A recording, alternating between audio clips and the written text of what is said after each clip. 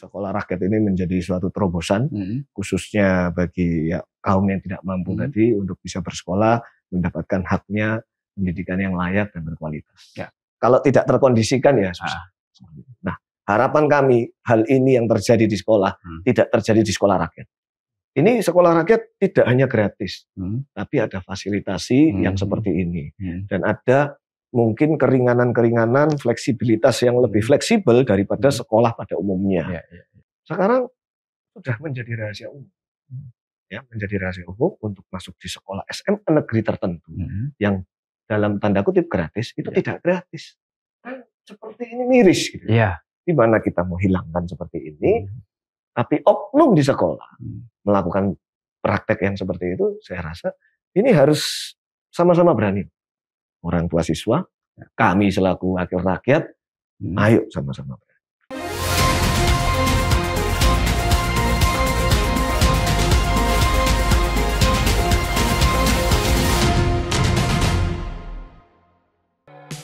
Erik Komala SH, MH, advokat, pemimpin, wakil rakyat. Lahir di Samarinda pada 25 Juli 1941, Erik Komala adalah sosok pemimpin yang berdedikasi di bidang hukum dan politik.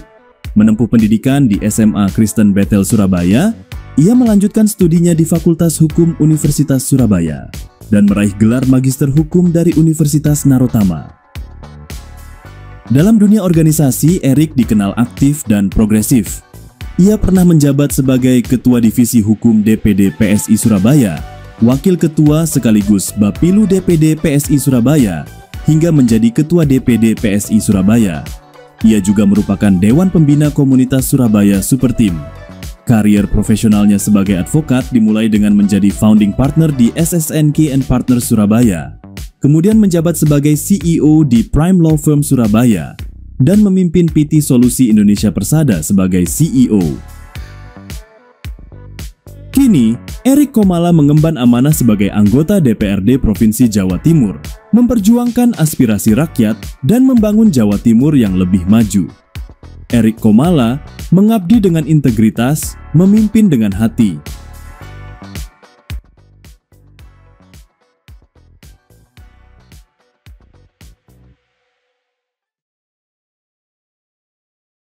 Assalamualaikum warahmatullahi wabarakatuh. Salam sejahtera untuk kita semuanya. Tribuners, bertemu lagi dengan saya, Mujib Anwar, jurnalis senior Harian Surya Tribun Network, dalam acara podcast DPRD Jawa Timur, Gebrakan Wakil Rakyat.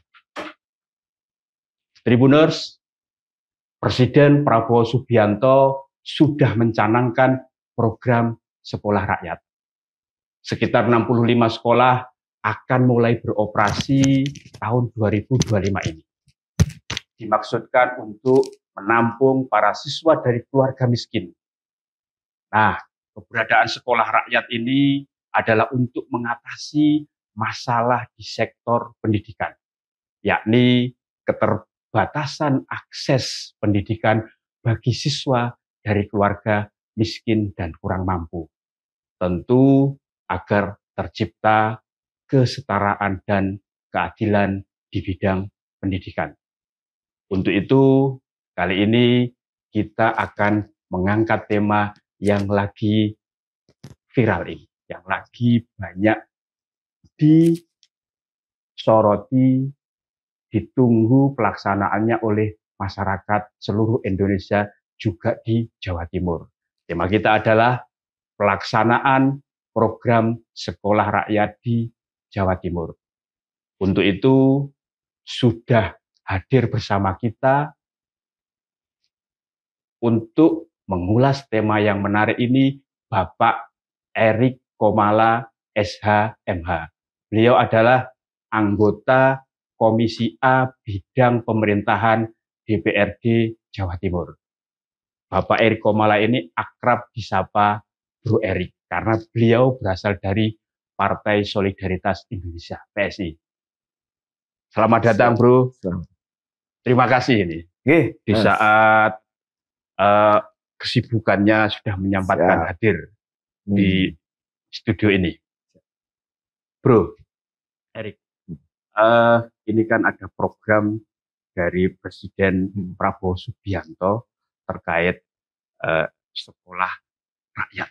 Ya, bagaimana menurut Anda? Ya, tentunya sekolah rakyat ini menurut saya baik sekali. Ya. Baik sekali artinya mungkin program ini diciptakan, dicetuskan dengan dasar supaya memajukan pendidikan, terutama di kalangan umum yang tidak mampu. Karena seperti yang kita tahu, sekolah-sekolah yang ada, swasta maupun negeri, sebenarnya juga belum terlalu menjangkau kaum yang tidak mampu dengan berbagai macam alasan administratif yang sedang kita tahu sebenarnya. Seperti yang kita tahu, setiap tahun itu pendidikan masalahnya selalu ada. Mau di kota, mau di kabupaten, di kota-kota kecil juga selalu ada. Jadi mungkin sekolah rakyat ini menjadi suatu terobosan, khususnya bagi kaum yang tidak mampu tadi untuk bisa bersekolah, mendapatkan haknya, pendidikan yang layak dan berkualitas.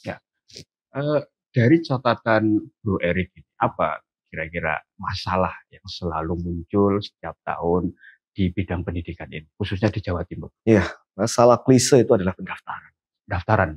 Jadi ketika ini penerimaan siswa baru. Betul, kalau dulu itu namanya PPDB ya, kalau sekarang SPMB. Ya, saya nggak tahu ini cuma beda nama atau sama rasa ya. Karena saya cukup mencermati ketika kami anggota DPR ini melakukan resap aspirasi. Tentunya kalau saya di Dapil Surabaya, jadi saya muter ya di Surabaya, mau itu resap aspirasi, sarasehan, berbagai kegiatan yang saya lakukan bertemu dengan masyarakat.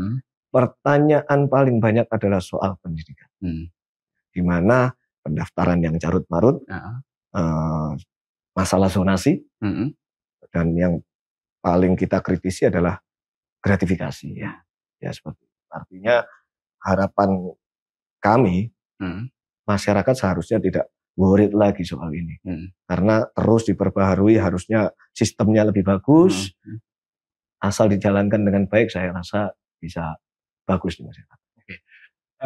Bu Erik, ini kan atas sekolah rakyat ini yang jadi program pemerintah pusat yang sekarang sudah mulai direalisasikan oleh pemerintah provinsi dan kabupaten kota. Ini kan nawaitunya, ini kan agar akses pendidikan kan lebih mudah. Betul. Dan ada penyetaraan ya seperti itu, serta keadilan bagi para siswa, terutama dari keluarga yang tidak mampu atau miskin.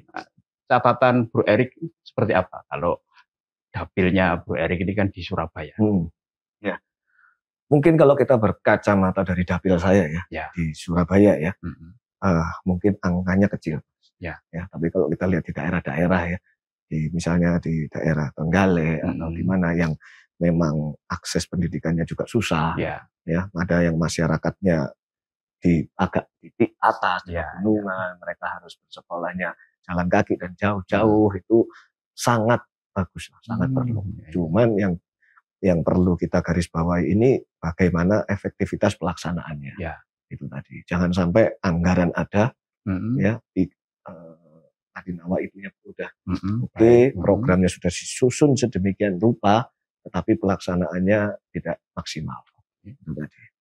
Nah, dari 56 yang akan mulai beroperasi sekolah kerakyatan ini kan, sekolah rakyat ini kan di Jawa Timur ini kan ada 5 Surabaya Lamongan, Malang Mojokerto dan Kota Batu. Artinya Surabaya juga menjadi salah satu pilot project. Betul. Nah, hemat Bro Erik ini seperti apa? Kan ternyata salah satu pilot projectnya di Surabaya yang itu adalah dapilnya Bro Erik. Ya, harapan saya dengan adanya sekolah rakyat ini betul-betul bisa mencerminkan adanya keadilan yang pasti. Karena begini Mas, jalur-jalur kemarin, apalagi yang nanti ini kita ada mengenal yang jalur yang namanya afirmasi. Ini baru yang jalur baru ini Jalur baru jalur baru ini kan ada 4 domisili, afirmasi, prestasi dan mutasi. Tentunya jalur afirmasi ini yang notabene hampir sama dengan syarat di sekolah rakyat. Artinya untuk mengakomodir kaum yang kurang mampu seperti itu. Yang seperti kita tahu di jalur afirmasi seperti ini pun juga tidak gampang. Ya. Artinya data, ada ketimbangan data, ada banyak kesalahan, ada banyak orang yang memang betul-betul tidak mampu tapi tidak bisa terakomodir. Berbagai hal yang kita tahu, faktanya memang dia tidak mampu berprestasi tapi tidak bisa masuk. Ya, nek kasarane ini nek sosok Surabaya itu ya Mas ya. Yang aja nih ya. Masa Surabaya ini kalau tidak terkondisikan ya susah. Nah, harapan kami hal ini yang terjadi di sekolah tidak terjadi di sekolah rakyat.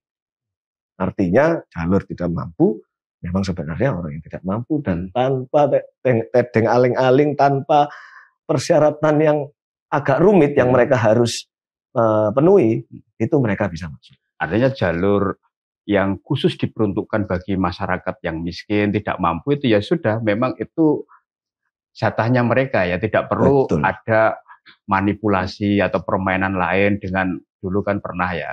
Seringkali ketika butuh surat keterangan miskin atau SKM karena ingin diakui bisa masuk lewat jalur khusus tersebut ya. Di sekolah rakyat ini harapannya Bu Erik tidak terjadi ya praktek-praktek yang tidak terpuji seperti itu. Artinya kita berkacamata kepada program pemerintah yang segala bantuan program pemerintah itu yang dapat manfaat adalah kayak di Surabaya itu gamis ya. Gamis. Ada gamis, ada keluarga. Maksudnya gamis ini keluarga miskin? Ya. Ada gamis dulu kalau nggak salah, ada MBR sebelum gamis. Ada juga gakin. Ada gakin, ada miskin, ada pra ekstrim dan ada berbagai macam sebutan. Jadi, tapi untuk memenuhi klasifikasi gamis tadi di Surabaya saya rasa sangat sulit. Ya, antara lain kita coba sebut dua contoh, dua item aja di antara 19 atau 20 item. Satu, tidak boleh punya sepeda motor. Kedua, rumahnya tidak boleh berkeramik. Harus dari plengsengan atau tanah liat ya. Atau semen. Dari dua hal itu kan susah. Di orang Surabaya mana sih yang nggak punya sepeda motor? Nah, kalau harus dari situ syaratnya, saya kira kembali lagi, susah lagi. Gitu. Untuk bisa masuk kategori itu tadi yang kurang mampu yang bisa diakomodir di sekolah rakyat. Jadi verifikasi yang mendalam itu patut dilakukan. Artinya yang mendaftar, saya nggak tahu ini pihak sekolah atau pihak sekolah bekerja sama dengan kelurahan atau apa yang memang betul-betul memverifikasi bahwa memang orang ini tidak mampu dan membutuhkan pendidikan. Apalagi ini kan ini kan mau dimulai atau dibuka tahun ajaran baru ini kan mulai bulan Juli depan ya. Hasil yang tadi Bu Erik kan sering itu kan turba kan serap aspirasi ternyata kan yang paling banyak kan salah satunya kan adalah soal aspirasi di bidang pendidikan. Ada tidak yang pernah menyampaikan soal sekolah rakyat ini dari konstituennya Bu Erik? Ada, sedikit ya. Artinya PR belum besar dong ya. PR besar adalah sosialisasi. Padahal waktunya sudah mepet. Banyak yang nggak ngerti, banyak yang nggak tahu. Nah, itu tadi sosialisasinya sekarang waktunya juga berbarengan dengan sosialisasi SPMB. Yang mana menurut saya sudah singkat. SPMB aja yang baru masyarakat banyak yang belum tahu. Oh, sekarang udah ada 4 jalur. Oh, sekarang namanya juga sudah bukan zonasi. Itu aja banyak yang belum tahu. Banyak yang belum tahu, apalagi yang baru ini. Padahal itu di Surabaya, yang notabene masyarakat perkotaan yang akses informasi itu relatif lebih mudah dengan itu. Meskipun sekarang teknologi informasi itu bisa ini. Artinya sosialisasi itu menjadi PR dan catatan penting yang harus digencarkan lagi ya, Bro. Betul. Itu sosialisasi ini penting karena menerima manfaat tidak akan tahu. Kalau ada program yang namanya sekolah rakyat dan bersekolahnya itu nanti bukan di gedung sendiri, bisa di gedung lain, bisa ada di universitas, terus syaratnya bagaimana, seragamnya kayak piye, bukunya gimana, harus beli atau tidak. Ini kan mereka buta sama sekali. Jadi sosialisasinya itu gencar harusnya dari A sampai Z. ini sekolah rakyat tidak hanya gratis, tapi ada fasilitasi yang seperti ini. Dan ada mungkin keringanan-keringanan, fleksibilitas yang lebih fleksibel daripada sekolah pada umumnya. Misalnya tidak mampu, tidak harus seragamnya harus sama semua, atau bukunya harus bagaimana, atau kalau bisa tidak beli buku sama sekali.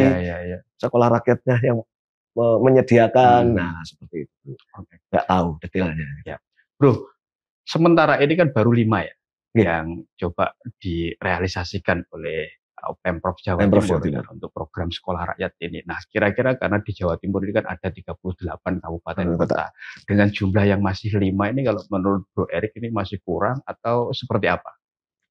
Sebenarnya tadi ya, soal atas akses kesetaraan dan keadilan di bidang pendidikan.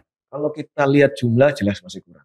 Tapi kalau kita mau startnya itu good point, startnya ini bagus, saya rasa jangan banyak dulu. Sedikit dulu tapi maksimal. Kita running dulu. Dari mana proses running itu kita trial error juga. Sekaligus evaluasi di mana sih celahnya. Ya nanti kan kalau learning by doing itu lebih bagus daripada kita harus menyiapkan langsung banyak. Ternyata masih banyak celah, masih tidak sempurna. Jadi mungkin langkah 5 ini saya rasa langkah yang bagus untuk memulainya, supaya ini jadi pilot project.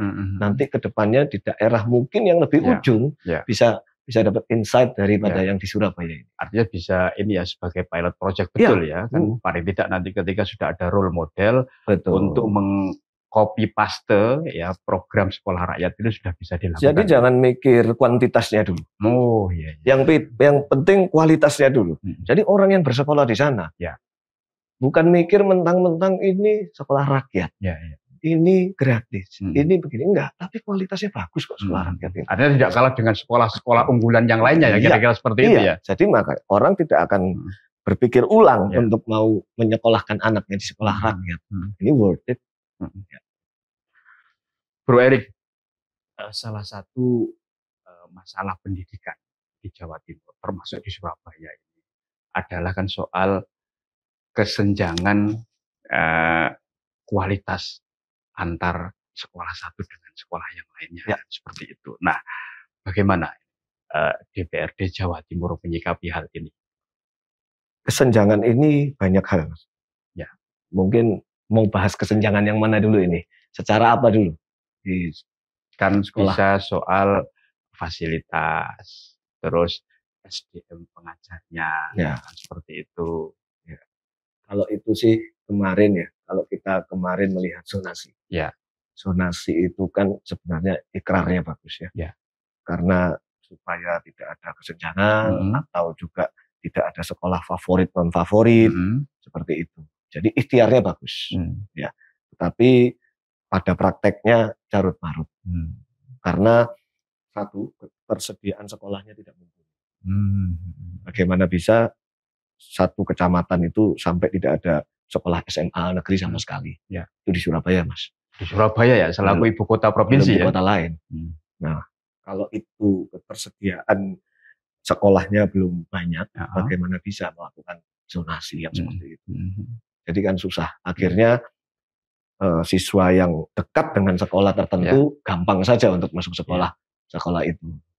Itu malah timbul kesenjangan menurut saya. Jadi nggak usah berpacu lewat nilai, yang penting omani cedek ae wis langsung bisa lebu.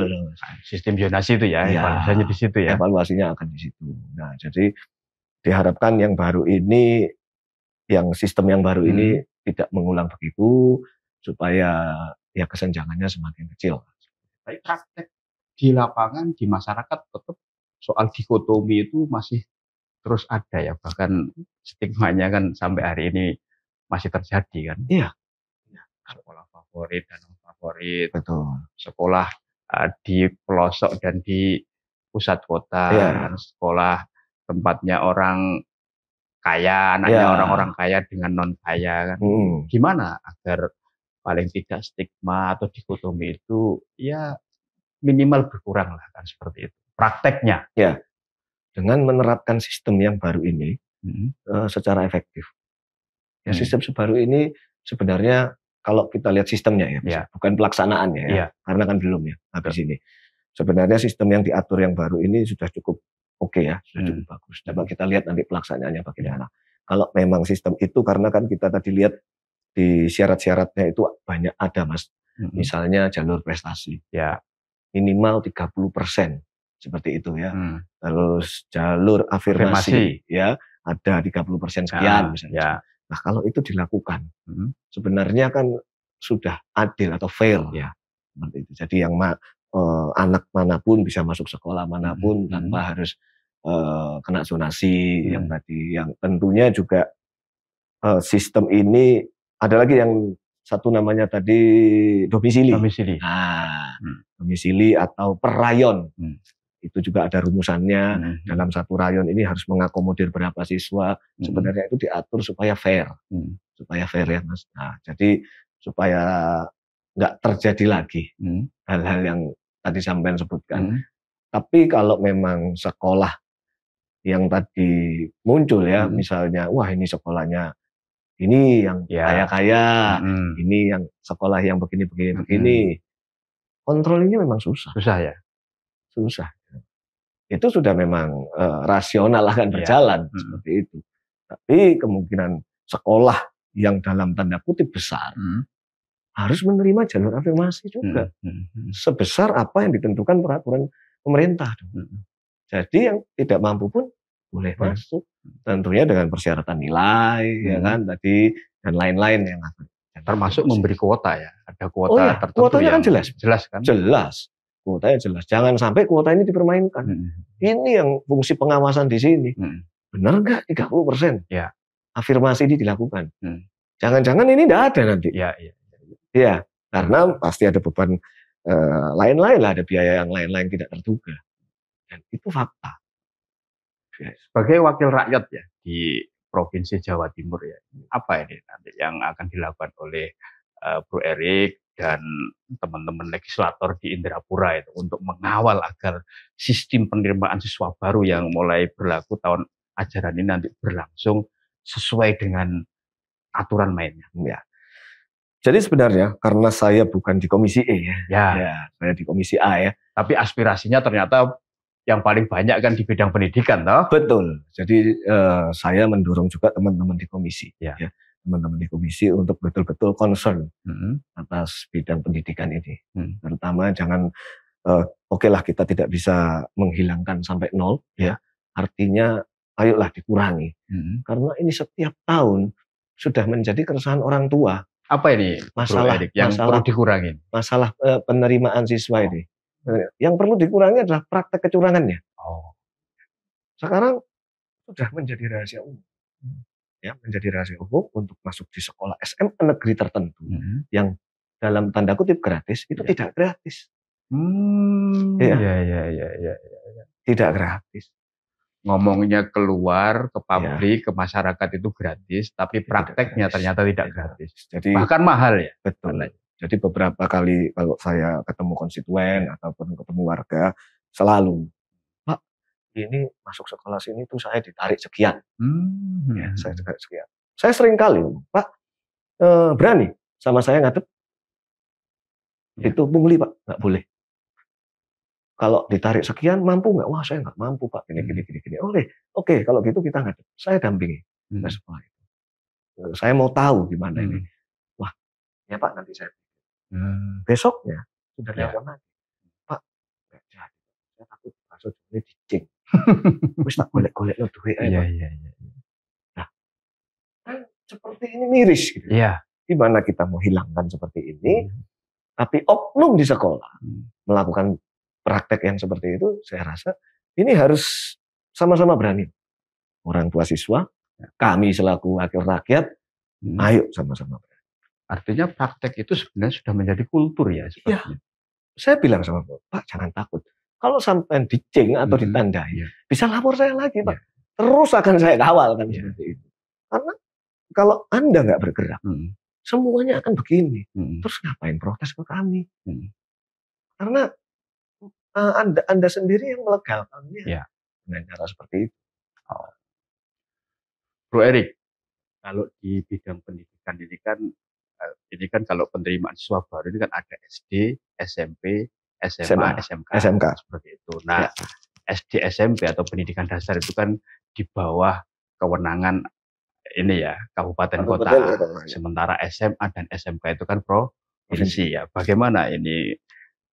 Kan ini tetap kan masyarakat kan, anak-anaknya ini kan, anak-anak didiknya ini kan dari masyarakat kan, seperti itu, agar ada sinkronisasi ya antara pendidikan dasar dan pendidikan menengah.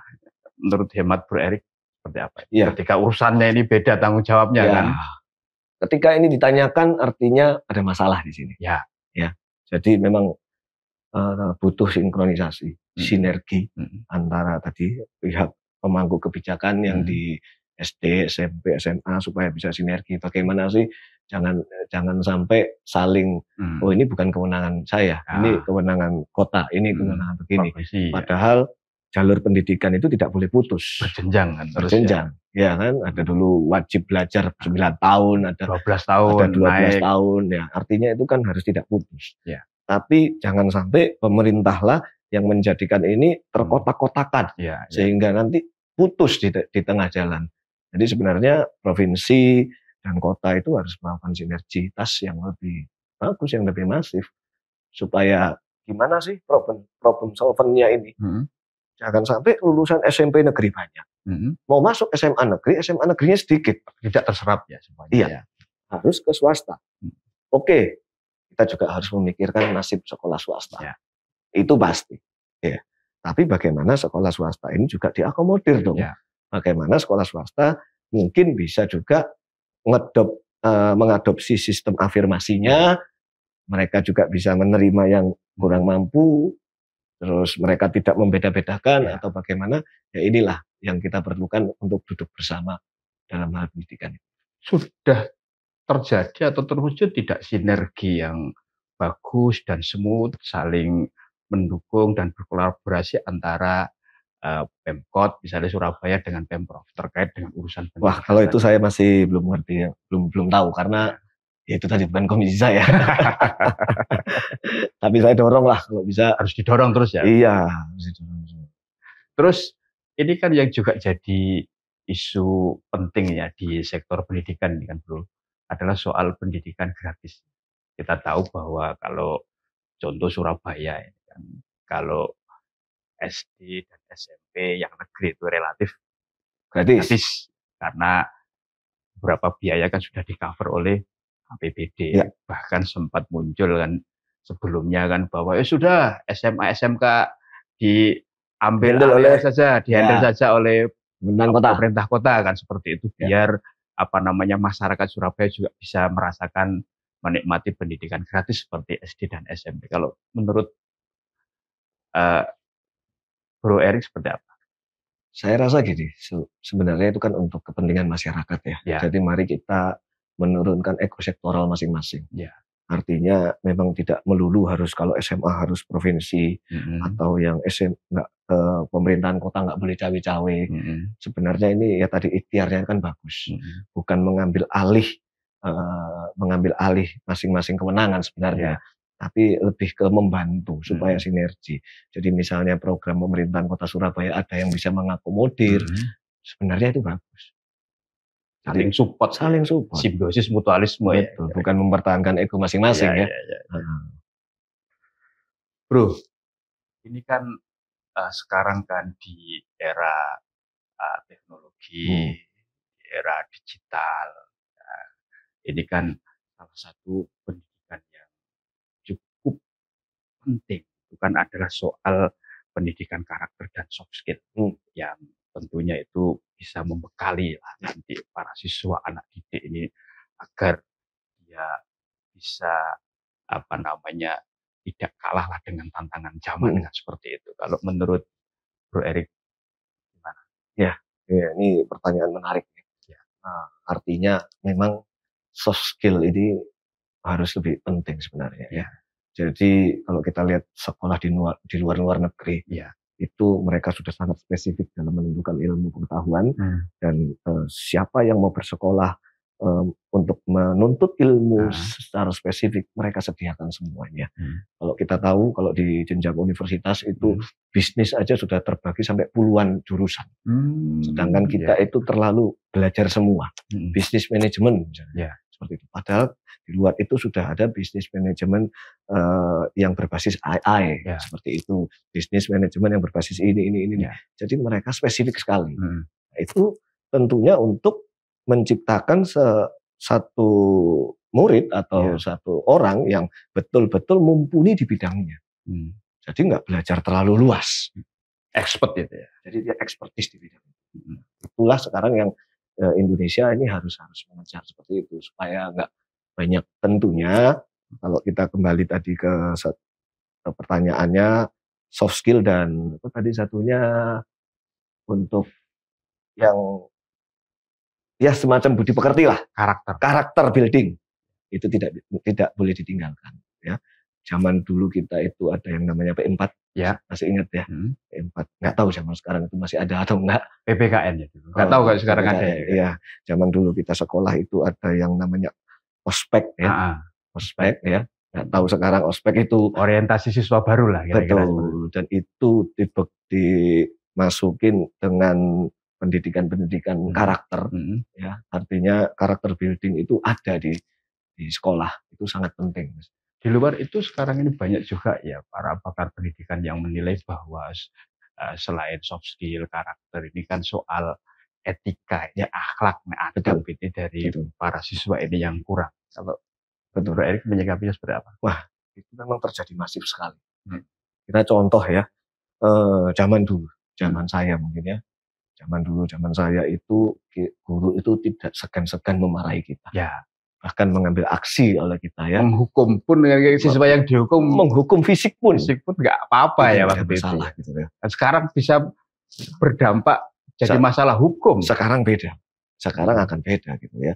Belum bukan hukuman fisik mungkin ya. Hukuman biasa aja sudah. Guru ini sudah ketar-ketir ini. Orang tua ini bisa melaporkan gurunya. Ya. Jadi baik ada seperti itu yang tindakan-tindakan seperti itu asal tidak berlebihan. Jadi siswa ini masih bisa dikontrol. Nggak seperti sekarang ini yang ya demokratis tapi ya berlebihan. Nah, seperti itu. Oke. Kalau bagi Bro Erik ya, yang dicermati kira-kira kalau melihat kondisi pendidikan kita itu apa sih sebenarnya PR terbesar dan paling utama lah ya di bidang pendidikan yang harus dibenahi dan harus diukumi oleh semua stakeholder terkait, termasuk juga masyarakat ya seperti itu. Sistem ini kalau sudah memang ada sistem yang baik, menurut saya, dijalankan dalam jangka panjang. Ya. Yang seperti kita tahu, di Indonesia ini ganti menteri, ganti kebijakan. Ya. Ganti kurikulum juga bisa. Ya kan? Sedangkan mungkin suatu kurikulum yang diciptakan menteri, misalnya ya, itu akan efektif untuk jangka panjang. Ya. Bisa 20 tahun, 25 tahun. Karena untuk menciptakan kurikulum yang singkat, yang hanya 5 tahun, saya rasa nggak akan bertelur dengan bagus. Gitu. Jadi perlu adanya keberlanjutan. Ada sustain ya. Iya, kalau memang ini bagus. Ya. Karena dampaknya akan multi years. Ya. Seperti itu. Jangan sedikit-sedikit sudah di running, nanti dirubah lagi nih. Ada kebijakan baru, ganti menteri, ganti kebijakan. Iya, ada bilang ganti menteri, ganti buku. Kan repot gitu loh. Iya. Ganti menteri, ganti buku. Memang pendidikan itu berkembang pesat. Iya. Mungkin kalau zaman kita, buku saya kelas 6 SD bisa dipakai adik saya sampai kelas 1 SD. Betul. Ya, memang secara ekonomi ada value yang kita efisien. Betul. Tapi apakah itu tidak efektif? Saya rasa bukan juga.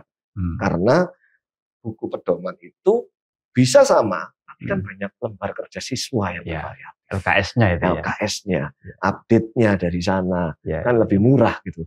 Nggak usah beli buku lagi. Banyaklah sebenarnya terobosan pendidikan yang harus bisa dilakukan. Kita berkacamata dengan di negara maju contohnya. Tapi mau nggak melakukan revolusi pendidikan ini. Kemarin program Pak Prabowo ingin mencerdaskan bangsa dengan memberi asupan gizi gratis. Ya, yang MBG ya. MBG. Harapannya setiap manusia ketika mendapat asupan gizi yang bagus, mereka akan berpikirnya secara bagus. Otaknya lebih cerdas. Artinya nutrisi yang mereka makan itu bagus, meningkatkan daya pikir dan lain-lain. Tetapi tidak diimbangi dengan pendidikan yang bagus, ya saya rasa juga percuma. Otaknya encer, pendidikannya kurang bagus. Jadi memang bagus program sinkronisasi ini, pendidikan dari makan gratis, ya program yang sudah bagus sebenarnya. Di luar sistem apa kira-kira yang catatan dari Bro Erik ini agar pendidikan kita lebih bagus lagi? Dan kita tidak kalah lah kualitas pendidikan kita dengan negara-negara lain. Kalau kita ngomong jenjang dasar, kalau kita ngomong jenjang dasar itu sebenarnya sekolah ini tidak perlu terlalu kaku. Artinya kemajuan teknologi kayak sekarang AI dan lain-lain itu seharusnya bukan sudah menjadi momok. Wah nanti takut sembarang ini pakai AI. Enggak, kita ini harus yang menguasai AI, bukan terbalik AI menguasai kita. Jadi sejak dini ini teknologi ini tidak dapat dicegah pertumbuhannya. Jadi pendidikan ini harus ikut nututi. Bagaimana caranya supaya bisa sinkron semuanya. Jadi sekolah nggak bisa kaku, nggak boleh saklek. Bisa menciptakan kurikulumnya yang bagus untuk bisa mengakomodir kemajuan teknologi. Terakhir, Bro Erik, apa ini pesan dari Bro Erik agar anak-anak Jawa Timur ini mendapatkan kesetaraan dan keadilan pendidikan serta pendidikan yang didapat itu berkualitas dan bisa menjawab tantangan masa depan bangsa ini. Ya, bagi saya pesan saya itu pada orang tua.